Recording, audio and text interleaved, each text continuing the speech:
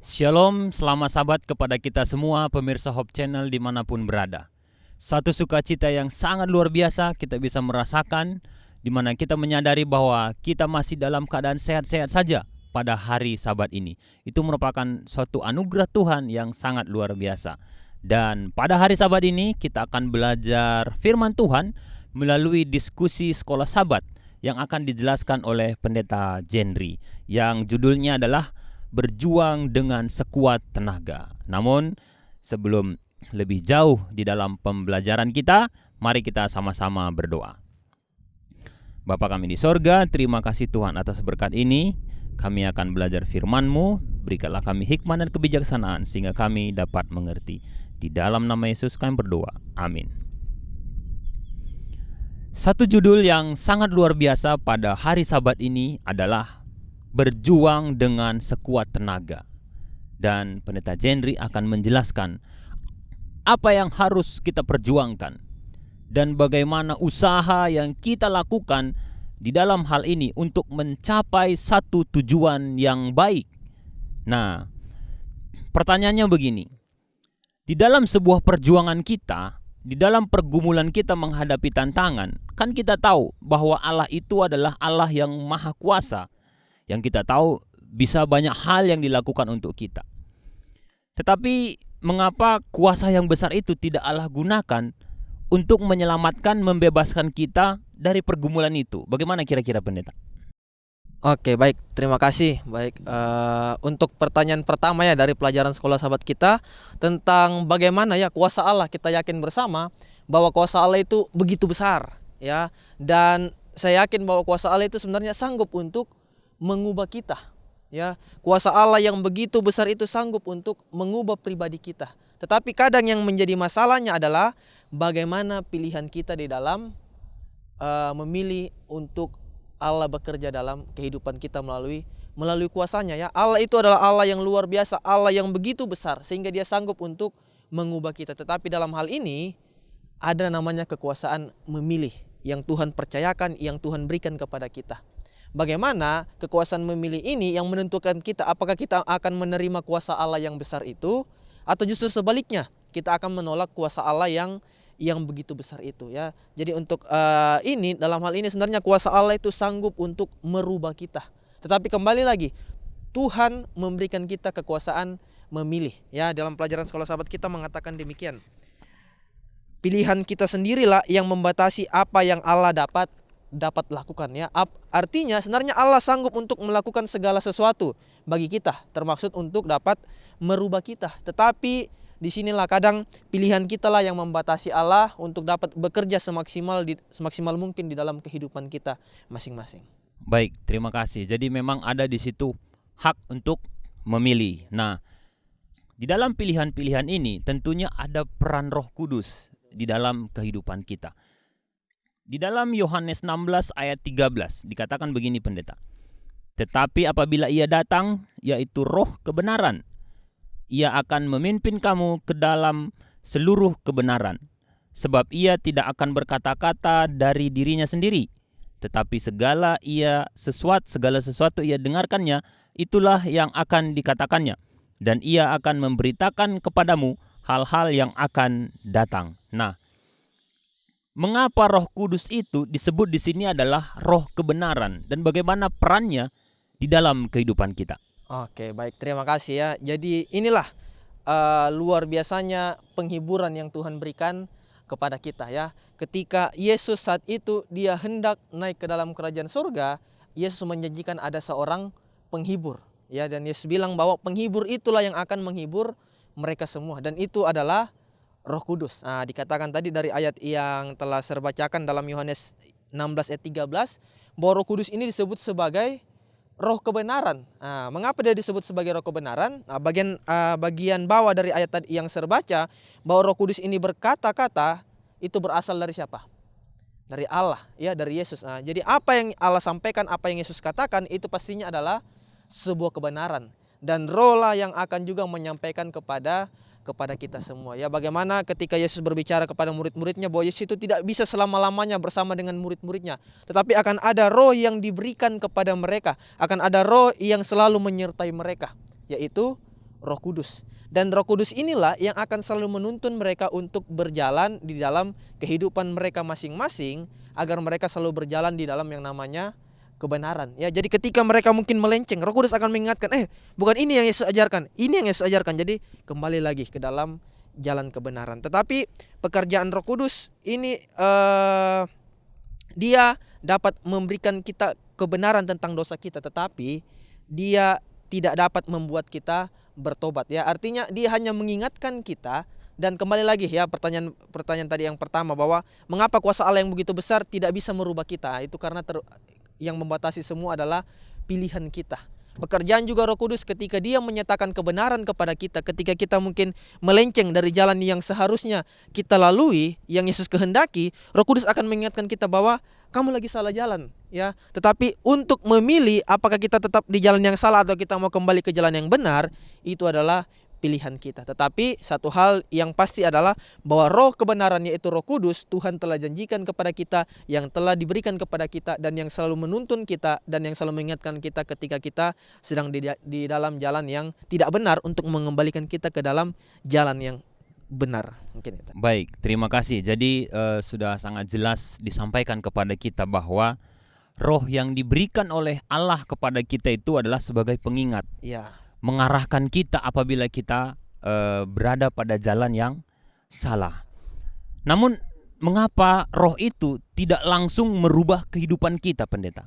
Oke, ya. Jadi kira-kira ya seperti pertanyaan pertama tadi, ya, mengapa Allah juga yang berkuasa ini tidak bisa langsung merubah kita. Perlu kita ketahui, ya, Bapak Ibu pemirsa, saudara-saudara sekalian dikasih dalam Tuhan Yesus, bahwa kita hidup sekarang ini tanpa kita sadari atau kita sadari bahwa sedang ada yang namanya pertentangan besar antara yang baik melawan yang jahat, antara Allah melawan iblis. Ya, Allah ini selalu memberikan kebebasan kepada manusia. Apakah manusia memilih untuk mengikut Dia, untuk kembali kepada citra Dia, atau manusia memilih untuk hidup seturut dengan apa yang iblis inginkan dalam kehidupan mereka. Ini juga berlaku ketika kita memilih kebenaran, ya. Roh Kudus setiap saat selalu mengingatkan kita. Pasti Sir atau Bapak Ibu pemirsa sekalian pernah ini kayak merasa dalam hati kita bahwa ini adalah sesuatu yang salah, ini adalah sesuatu yang tidak benar. Itu adalah pekerjaan Roh Kudus yang sedang menuntun kita ke dalam kebenaran. Tetapi pekerjaan yang Roh Kudus lakukan, yang mana dia mengingatkan kita, dia tidak langsung dapat menuntun kita ke dalam jalan kebenaran itu. Itu adalah pilihan kita. Nah, ketika sebenarnya Allah dan Roh Kudus sanggup untuk menuntun kita, untuk memaksa kita ikut ke dalam jalan kebenaran. Tetapi di sini akan ada komplain, ya, akan ada komplain yang iblis sampaikan, yang setan sampaikan, bahwa Allah ini kasihnya ini seperti kasih yang memaksa. Ya, seperti bagaimana kalau kita diperintah oleh karena kekejaman, pasti kita akan turut karena kita merasa takut. Nah, itu kalau kita dipaksa-paksa atau kita diancam, ya, ketika kita menurut. Tetapi Allah ini berbeda di dalam menuntun kita. Allah ini begitu besar kasihnya. Dia mau kita menurut karena kita betul-betul mengasihi Allah. Dan dia mau ketika kita memilih untuk mengikut jalan kebenaran itu karena pilihan kita. Ya, bukan karena kita takut sama Allah, kita akan dihukum atau bagaimana, tidak. Tetapi Allah mau ketika kita memilih jalan kebenaran itu karena pilihan kita ingin mengasihi Dia. Baik, terima kasih. Jadi kita sudah melihat sedikit gambaran penjelasan tentang judul diskusi sekolah Sabat pada hari Sabat ini, yaitu berjuang dengan sekuat tenaga. Jadi berjuang di situ maksudnya bagaimana kita berjuang dalam pilihan kita untuk tetap mengikut kepada Tuhan, begitu ya pendeta, ya. Baik. Timbul menjadi satu pertanyaan begini, pendeta. Dalam mencapai sesuatu, seberapa perlukah kita berkolaborasi, berkombinasi dengan Allah, dengan diri kita? Bagaimana kita kerjasama dengan Allah? Seberapa pentingkah itu, pendeta? Oke, baik, ya. Jadi sebuah pertanyaan ini melanjutkan pertanyaan yang tadi, ya. Betul. Bahwa dalam hal memilih untuk ke dalam jalan kebenaran, kita harus memilih pilihan kita. Ya, Roh Kudus telah mengingatkan kita, tinggal apakah kita mau memilih untuk mengikut apa yang Roh Kudus ingatkan. Ini juga berlaku di dalam kehidupan kita setiap hari, ya. Dalam hal kita ingin melakukan sesuatu, dalam hal kita ingin mencapai sesuatu, ya kan, kita mungkin selalu berdoa, Tuhan, biarlah contohnya kita ingin sesuatu yang berharga ya, kita contohnya ingin lulus dalam pendidikan, pasti kita berdoa, Tuhan yang akan mampukan saya. Nah, tapi apakah itu cukup sampai di situ kira-kira? Kita hanya perlu berdoa saja? Tidak ya, perlu juga ada usaha kita, yang dalam hal ini kita perlu juga untuk belajar ya. Percuma kita berdoa pagi, siang, malam, kita hanya berdoa saja tetapi kita tidak belajar. Apakah kita akan lulus nantinya? Bisa saja nanti kita tidak akan lulus. Tetapi ketika kita sudah berdoa sungguh-sungguh, Tuhan yang akan memampukan kita ketika kita akan mencapai tujuan yang kita inginkan ya. Jadi dalam hal ini, untuk mencapai segala sesuatu di dalam kehidupan kita perlu adanya usaha kita. Ya, dalam hal keselamatan demikian juga. Tuhan telah mengaruniakan keselamatan itu dengan cuma-cuma. Tinggal bagaimana kita, ya tinggal sedikit saja usaha yang kita perlukan, yaitu tinggal kita mengambil keselamatan yang Tuhan telah berikan ya. Sebuah gambaran seperti ini ya.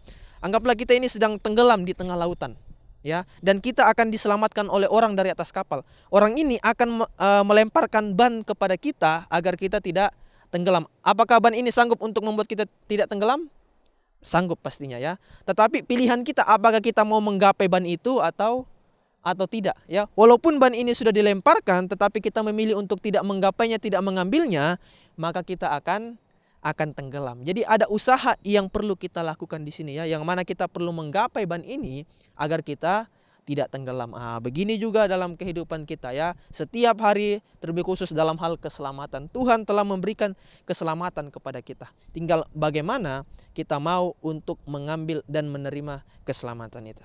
Baik, terima kasih. Suatu penjelasan yang sangat luar biasa, bagaimana dikatakan bahwa ketika kita bekerja sama dengan Tuhan, itu akan membawa keselamatan kepada kita.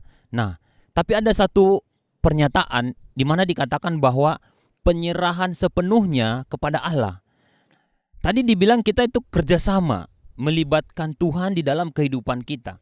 Nah, di mana poin penyerahan sepenuhnya itu? Mungkin pendeta bisa jelaskan. Oke, baik ya. Jadi kita sering mendengarkan ya kata-kata dan bahkan dalam khotbah bahwa kita harus menyerahkan sepenuhnya kepada Allah ya. Ini seperti kayak bertentangan ya. Kan dalam hal kehidupan kita, dalam hal mencapai segala sesuatu, kita perlu kolaborasi seperti yang saya sampaikan. Tetapi bagaimana dengan kata penyerahan sepenuhnya kepada Allah? Apakah itu kata yang salah? Itu tidak salah ya. Dalam pelajaran sekolah sahabat kita ini yang dikatakan ya. Dalam pelayanan yang dilakukan dengan usaha dan disiplin pribadi yang besar, tetapi dilakukan dengan kuasa Allah, hubungan ini bekerja dengan cara yang persis sama seperti kita mengejar pengembangan karakter Kristus di dalam kita ya. Artinya bahwa ketika kita berserah, ketika kita punya penyerahan kepada Tuhan, disinilah Tuhan akan membangun diri kita untuk kita sanggup untuk melakukan yang merupakan bagian kita ya. Tuhan telah menyanggupkan kita, Tuhan telah memberikan kita kuasa. Apakah kita mau menggunakan kesanggupan dan kuasa yang Tuhan berikan kepada kita ya. Dan penyanggupan dan kuasa ini Tuhan akan berikan kepada kita kalau kita berserah sepenuhnya kepada Tuhan ya. Kalau kita masih kayak seperti ada ego kita dalam diri kita, kita merasa bahwa ini dengan kekuatan saya sendiri saya sanggup kok. Di sini artinya kita tidak ada penyerahan. Tetapi ketika kita menyerahkan sesungguhnya kepada Tuhan, kita menyadari bahwa diri kita ini tidak sanggup untuk melakukan itu. Ya, disinilah peran Tuhan, di mana Dia akan memberikan kita kekuatan serta kemampuan. Nah, dari kekuatan dan kemampuan yang Tuhan berikan kepada kita, disinilah kita akan dimampukan untuk berkolaborasi dengan Tuhan ya. Jadi dalam hal untuk melakukan sesuatu perlu dulu kita menyerahkan kepada Tuhan. Setelah ada penyerahan sepenuhnya kepada Tuhan, Tuhan akan memberikan kita kesanggupan dan kekuatan. Melalui kesanggupan dan kekuatan ini, maka kita akan bekerja sama dengan Tuhan. Baik, terima kasih pemirsa Hope Channel dimanapun berada. Sudah semakin jelas kita memahami apa maksud daripada berjuang dengan sepenuh tenaga, di mana kita berjuang untuk memilih satu pilihan yang tepat, yaitu berkolaborasi, berkombinasi dengan rencana-rencana Tuhan dan tidak mementingkan kehidupan kita. Nah, di sini ada satu kalimat pendeta. Ini berbicara tentang musuh atau penghalang nih. Salah satu musuh terbesar dari keinginan kita adalah perasaan kita sendiri. Nah, bagaimana kalimat ini? Apa maksud dari kalimat ini? Sehingga kita memahami bahwa ketika kita ingin berkolaborasi dengan Tuhan, ada satu musuh yang paling besar yang harus kita kalahkan dengan segenap tenaga kita, yaitu perasaan kita diri kita sendiri. Bagaimana pendeta menjelaskan ini, pendeta? Oke, baik ya. Sebelum saya menjelaskan ini, boleh mungkin saya bacakan kita dalam Yeremia 17 ayat 9. Dalam Yeremia 17 ayat 9. Ini yang akan kembali menjelaskan ya tentang apa sih itu perasaan kita sendiri, mengapa itu sih sebagai musuh kita. 17 ayat 9. Yeremia 17 ayat 9. Betapa liciknya hati, lebih licik daripada segala sesuatu. Hatinya sudah membatu, siapakah yang dapat mengetahuinya? Oke, baik. Terima kasih ya. Jadi di sini dijelaskan bahwa hati kita ini adalah hati yang licik ya, bahwa hati ini berbicara bukan tentang hati kita ya yang ada di dalam organ tubuh kita, tapi ini berbicara mengenai pikiran kita ya. Sebenarnya kita punya keinginan untuk punya penyerahan kepada Tuhan. Tetapi inilah yang dikatakan dalam pelajaran kita bahwa musuh terbesar kita adalah diri kita sendiri. Bagaimana kita dapat mengontrol diri kita? Ada banyak pencobaan-pencobaan yang terjadi. Dan kita akan jatuh dalam pencobaan ini kalau apa? Kalau kita tidak dapat mengontrol diri kita. Ya, memang itu pencobaan datang dari luar. Tetapi itu akan diolah di dalam pikiran kita. Apakah pikiran kita mau menerima dan jatuh ke dalam pencobaan ini, atau kita akan menolak segala pencobaan ini. Nah, itulah mengapa pelajaran kita mengatakan bahwa musuh terbesar kita adalah keinginan di dalam diri kita sendiri. Ketika kita dapat memangkas keinginan di dalam diri kita sendiri ya, gantinya kita menurut terhadap keinginan daging kita, tetapi kita mendengarkan suara roh yang ada dalam pikiran kita, maka disinilah kita akan punya kemenangan dan disinilah kita akan berhasil karena kita telah menyerahkan sepenuhnya kepada Tuhan. Baik, terima kasih. Pemirsa Hope Channel dimanapun berada, sudah semakin jelas kita memahami apa maksud daripada kata berjuang itu. Iya.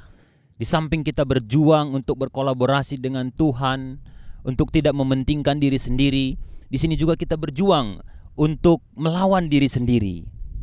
Selanjutnya pertanyaannya begini, pendeta. Dalam membuat pilihan, apakah kita menggunakan berdasarkan perasaan kita atau harusnya berdasarkan firman Tuhan? Ini pun merupakan suatu perjuangan yang sangat berat kita lakukan karena manusia cenderung sekali di dalam membuat sebuah pilihan mengikuti perasaannya, bukan berdasarkan firman Tuhan. Mungkin bisa dijelaskan oleh pendeta. Oke, baik ya. Ini juga ya sebagai sesuatu yang terjadi setiap hari dalam kehidupan kita ya, tentang bagaimana kita memilih sesuatu ya. Kita gampang memilih sesuatu kalau jelas ini adalah sesuatu yang benar, ini adalah sesuatu yang salah. Tetapi bagaimana kalau ini adalah sesuatu yang kabur-kabur ya kan? Kadang kita bingung apa yang mana nih yang benar, yang ini atau yang ini. Nah, disinilah maka peran Roh Kudus akan bekerja. Ingat, pekerjaan Roh Kudus adalah dia akan selalu mengingatkan kita dan dia akan selalu berusaha untuk menuntun kita di dalam jalan kebenaran. Jadi di dalam memilih sesuatu kita perlu bersungguh-sungguh untuk punya penyerahannya. Kembali lagi, kunci segala sesuatu kita menang ya kalau kita punya pencerahan. Ketika Yesus dicobai di padang gurun 3 kali, dia selalu mengandalkan firman Tuhan.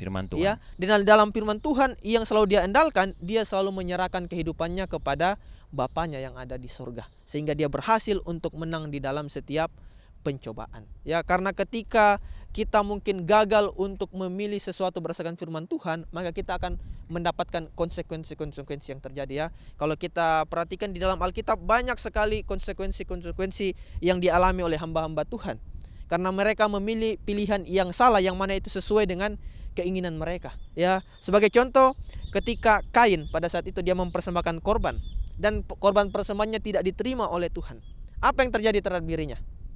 Dia marah, dia iri kepada adiknya, dan apa tindakan yang fatal yang dia lakukan? Dia membunuh adiknya. Ini bermula dari mana? Karena dia memberikan sesuatu kepada Tuhan berdasarkan perasaannya, berdasarkan keinginannya sendiri, bukan berdasarkan apa yang Tuhan kehendaki. Inilah akibat dari mengikuti perasaan kita sendiri ya. Ini akan menuntun kita ke dalam dosa-dosa selanjutnya yang akan membuat kita melakukan dosa yang lebih fatal lagi ya. Jadi ketika kita bingung untuk menentukan mana pilihan kita yang sesuai dengan firman Tuhan, maka sekali lagi bahwa kita punya penyerahan ya. Saya teringat juga sebuah kisah yang luar biasa di mana ketika Yesus ada di Taman Getsemani. Ya, di situ dia bergumul dengan hebatnya. Satu kata yang dia katakan apa? biarlah cawan ini lalu daripadanya. Ini adalah keinginan hatinya ya. Dia ingin agar cawan ini lalu daripadanya. Tetapi di akhir kalimat apa yang dia katakan? Kehendakmu lah yang jadi. Kehendakmu lah yang jadi. Apa artinya? Dia menyerahkan semuanya kembali kepada Tuhan. Dia selalu bersandar kepada firman Tuhan. Gantinya dia ingin agar keinginan yang tercapai, tapi dia ingin agar kehendak Tuhan yang jadi. Gitu.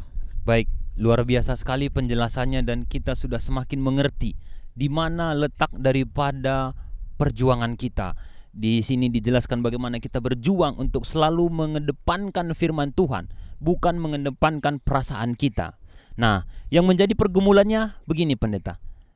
Bagaimana kita tahu bahwa pilihan kita itu sudah berdasarkan perasaan kita atau berdasarkan firman Tuhan? Silakan pendeta. Ya, jadi inilah kadang yang susah terjadi ya. Bagaimana kita menentukan apakah ini udah sesuai dengan perasaan kita atau belum ya? Apakah ini sesuai dengan firman Tuhan atau belum? Disinilah bagaimana kita harus kembali punya penyerahan yang sepenuhnya kepada Tuhan ya. Sesuatu yang terjadi yang Tuhan izinkan terjadi bagi kita itu semua ada tujuannya ya, sesuai dengan judul pelajaran kita, yaitu dalam cawan lebur bersama Yesus Kristus. Tuhan mengizinkan sesuatu terjadi dalam kehidupan kita. Dan terkadang dalam hal untuk menyelesaikan itu semua, kita harus memilih.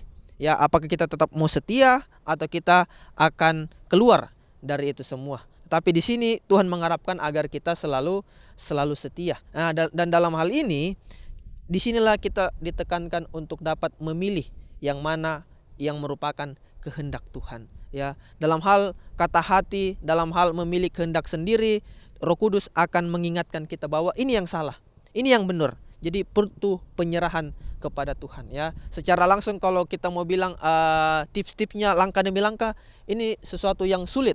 Tetapi Roh Kuduslah yang akan sanggup untuk memberikan penjelasan kepada kita tentang yang mana yang harus kita pilih, apakah ini sesuai dengan kehendak Tuhan atau ini belum sesuai dengan kehendak Tuhan. Jadi dari kedekatan kita dengan Tuhanlah yang akan membantu kita membuat suatu pilihan. Ini pilihan berdasarkan perasaan atau berdasarkan firman Tuhan. Baik, suatu penjelasan yang sangat luar biasa. Kita semakin mengerti bahwa perjuangan kita itu adalah memilih satu pilihan yang tepat, yaitu berdasarkan firman Tuhan. Namun tidak jarang bahwa kita ini sering salah pilih dan bahkan salah di dalam mengambil sebuah keputusan. Apakah itu merupakan suatu akhir dari segala sesuatu atau masih ada satu pertobatan yang diberikan kepada kita? Karena di dalam Matius 5:29 dikatakan begini. Ini ekstrim sekali ini pendeta. Maka jika matamu yang kanan menyesatkan engkau, cungkillah dan buanglah itu. Karena lebih baik bagimu jika satu dari anggota tubuhmu binasa daripada tubuhmu dengan utuh dicampakkan ke dalam neraka. Nah, di sini seakan-akan kalau sudah salah dalam mengambil pilihan, salah dalam menggunakan organ tubuh, dikatakan cungkil dan buang. Nah, pertanyaannya adalah apakah harus se-ekstrim ini, seradikal ini kita harus menyakiti diri kita di dalam mengikuti daripada firman Tuhan? Silakan pendeta. Oke, baik ya, luar biasa sekali pertanyaannya ya, tentang ketika kita mungkin salah pilih. Salah ya? dalam pilihan. Nah, apakah hal ini yang harus kita lakukan? Betul. Nah, jadi mari kita kembali ke dalam ayatnya Matius 5 ayat 29. Dikatakan jika matamu yang kanan ya, di sini ada kata jika. Ya, jadi ini sesuatu yang nanti terjadi. Tetapi sebelum itu terjadi, inilah yang lebih penting. Jadi sebelum mata kanan kita menyesatkan kita, maka kita harus terlebih dahulu mengerti bahwa mata ini akan menyesatkan kita. Jadi kita harus bisa mengontrol mata ini agar tidak menyesatkan kita. Ya, jadi bukan berarti di sini Yesus menekankan bahwa kita harus menyakiti diri kita sendiri. Kita harus memotong tangan kita kalau tangan kita ini berbuat berdosa. Tidak. Ayat ini mengatakan jika matamu yang kanan menyesatkan engkau ya. Ini akan terjadi nantinya. Jadi sebelum ini terjadi, maka di dalam pengontrolan akan indera-indera kita ini, disinilah hal yang terpenting ya. Kita harus dapat mengontrol setiap indera-indera kita ya, apapun yang ada di dalam diri kita. Jangan sampai mata yang Tuhan berikan kepada kita ini malah kita salah gunakan, yang akhirnya membuat kita membuat kita berdosa ya. Jadi sebelum mata ini membuat kita berdosa, maka kita harus punya pola pikir bahwa mata yang Tuhan berikan kepada kita, kita harus gunakan sebaik-baiknya. Dan itu jangan sampai menuntun kita ke dalam dosa. Begitu juga tangan. Tangan ini Tuhan berikan kepada kita untuk kita bekerja, untuk kita menolong sesama. Jangan sampai tangan yang seharusnya menjadi berkat bagi diri kita dan orang lain malah menjadi kutuk bagi kita ya. Jadi sebelum semua ini terjadi, maka kita harus merubah pola pikir kita. Jangan sampai apa yang Tuhan percayakan kepada kita malah menuntun kita ke dalam dosa-dosa. Baik, terima kasih. Sering sekali ketika kita sudah melakukan suatu kesalahan, sudah melakukan salah pilih, ada di sana suatu tekanan-tekanan. Mungkin kita merasa, aduh saya orang paling berdosa. Aduh saya tidak bisa lagi diterima, pertobatan saya tidak lagi diterima, kira-kira begitu pendeta. Tapi selagi pintu kasihan masih terbuka, maka kita masih bisa kembali kepada jalan yang benar. Pertanyaannya adalah, bagaimana kita bisa melakukan hal yang benar sedangkan kita berada di dalam sebuah tekanan? Oke, baik ya, terima kasih Sarah ya.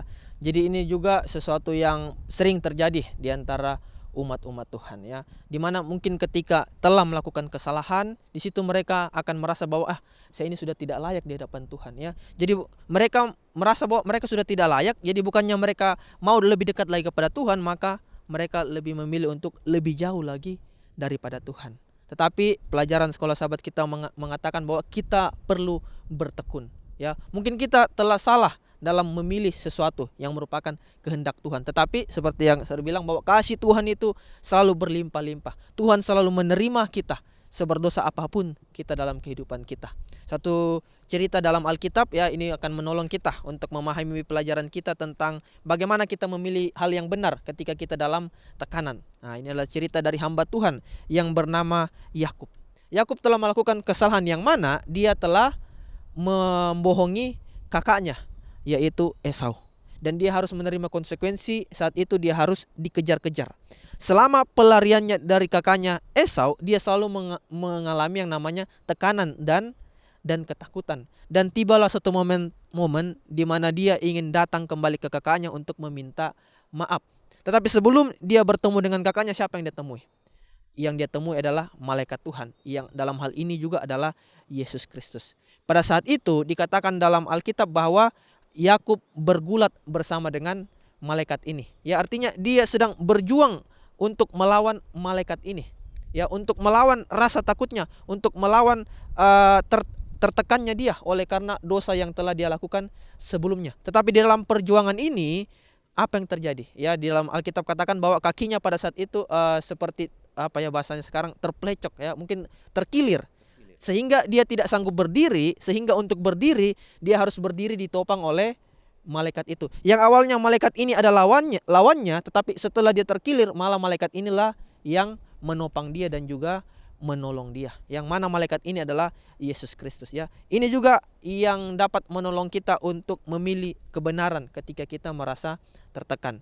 Yang mana pada saat kita sedang dalam keterpurukan, ketika kita mungkin sedang merasa bersalah, di sini kita seperti ingin melawan Tuhan secara tidak langsung ya. Tapi Tuhan akan datang kepada kita, dia akan memberikan kesakitan dalam diri kita ya. Dia akan memberikan kita semakin banyak cobaan untuk apa?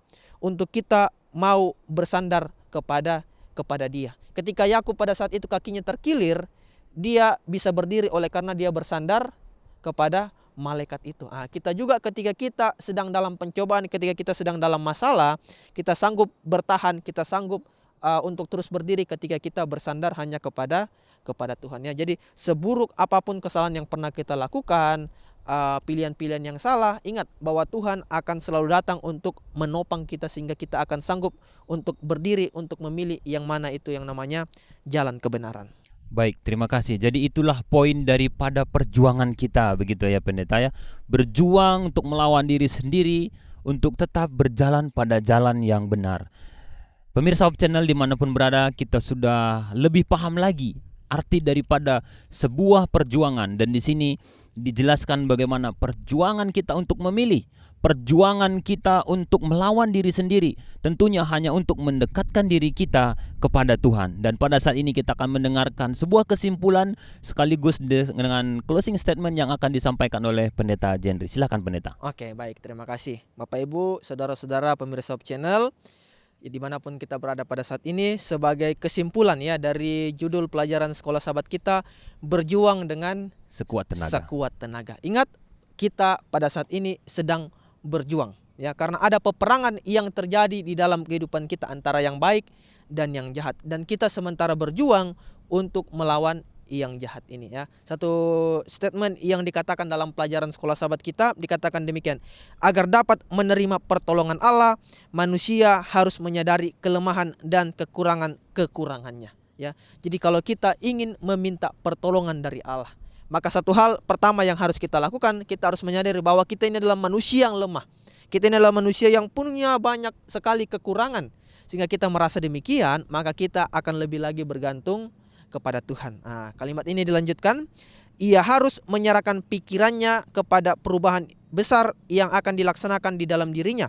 Ia harus sadar untuk ambil bagian dalam usaha dan doa yang sungguh-sungguh serta tekun. Kembali lagi di sini perlu yang namanya ketekunan ya. Jadi untuk kita menerima pertolongan dari Allah, maka kita harus ada ketekunan untuk terus berjuang ya. Tidak peduli seberat apapun cobaan yang kita alami, seberat apapun cawan lebur yang sedang terjadi dalam kehidupan kita, ketika kita mau bertekun di dalamnya, maka Tuhan akan memberikan kita kekuatan. Dan ketika kita sedang dalam hal ini kita sedang jauh daripada Tuhan, ingat, ada penghibur yang Tuhan berikan kepada kita, yaitu Roh Kudus, Roh kebenaran. Dialah yang akan selalu menuntun kita di dalam setiap jalan yang Tuhan kehendaki di dalam kehidupan kita masing-masing.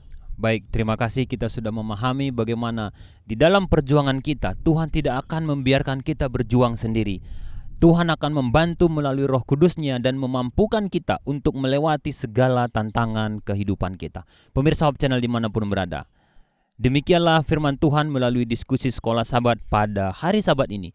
Biarlah kiranya pelajaran ini memberikan satu motivasi, memberikan satu kekuatan bagi kita untuk hari-hari kita ke depannya, sehingga iman kita tetap kuat sementara kita menantikan kedatangan Tuhan yang kedua kali. Sebelum kita menutup diskusi kita, Pendeta Jenry akan memimpin kita di dalam doa. Oke, baik, mari kita tunduk kepala dan kita berdoa. Ya Tuhan Allah kami yang berada dalam kerajaan sorga, kami merasakan begitu luar biasa berkat Tuhan pada saat ini, di mana pelajaran yang luar biasa telah kami pelajari bersama-sama. Di mana ya Tuhan, kami kembali diingatkan bahwa pada saat ini kami tidak sedang berjuang sendiri dalam kehidupan kami, tetapi ada Tuhan yang selalu bersama-sama dengan kami, yang mana Tuhanlah yang akan selalu menguatkan kami dan yang akan selalu menopang kami dalam setiap kehidupan kami untuk kami dapat terus berjalan di dalam jalan kebenaran. Terima kasih ya Tuhan untuk segala berkat yang Tuhan telah berikan kepada kami dalam kehidupan kami masing-masing, dan juga berkati kami dalam acara ibadah kami selanjutnya. Mengampuni kami dari segala dosa kami, di dalam nama Yesus kami berdoa. Amin. Amin. Demikianlah diskusi sekolah sahabat kita. Kiranya Tuhan memberkati kita semua. Tuhan memberkati.